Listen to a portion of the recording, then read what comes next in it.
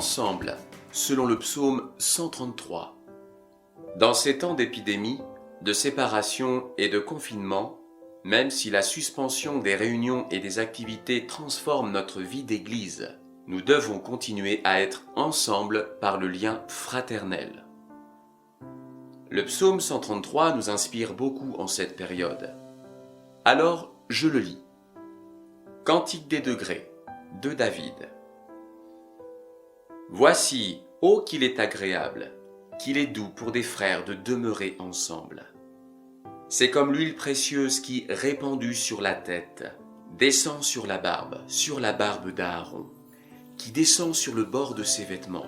C'est comme la rosée de l'Hermon qui descend sur les montagnes de Sion, car c'est là que l'Éternel envoie la bénédiction, la vie, pour l'éternité.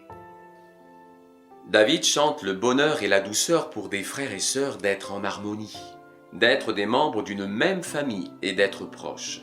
Cette relation de fraternité est comparée à l'onction, c'est-à-dire à cette huile qui coule sur le grand prêtre, synonyme de mise à part pour les rois, pour les prêtres et pour les ustensiles du tabernacle. Synonyme aussi du don de la faveur du Seigneur pour David, synonyme également de l'effusion du Saint-Esprit pour les croyants. Cette communion fraternelle est comparable au rafraîchissement, à la rosée qui tombe de la montagne, synonyme d'hydratation, de désaltération et même de dépoussiérage salutaire pour les plantes qui ensuite respirent mieux. Le psalmiste admire ce lien qui permet de rester unis grâce à l'essentiel. Malgré les avis, malgré les différences, malgré les circonstances, car c'est là, dans la relation fraternelle, que Dieu envoie la bénédiction, la vie pour l'éternité. Ce passage est riche et contient de la force pour notre temps. Si nous restons en harmonie et proches malgré l'absence de rencontres, nous resterons pleins d'onction et de rafraîchissement.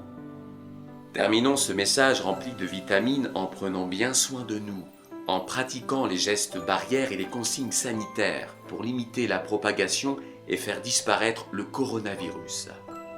Exhortons-nous à méditer les Saintes Écritures et à prier pour le monde et l'Église, car Jésus revient.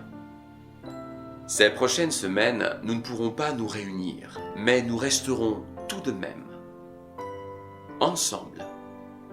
Merci pour votre attention et que Dieu vous bénisse.